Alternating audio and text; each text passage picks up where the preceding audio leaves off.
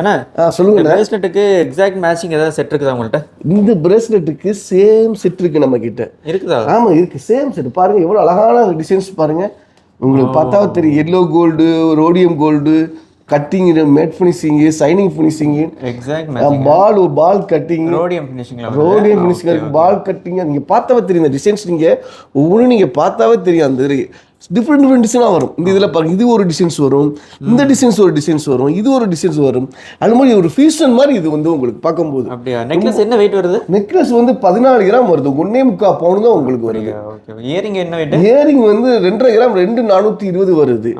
Bracelet வந்து 4,720 grams வருது. டோட்டலாக வெயிட் எடை குறையதான் உண்டு உங்களுக்கு. எடை ரொம்ப கம்மியாக தான் இருக்குது உங்களுக்கு.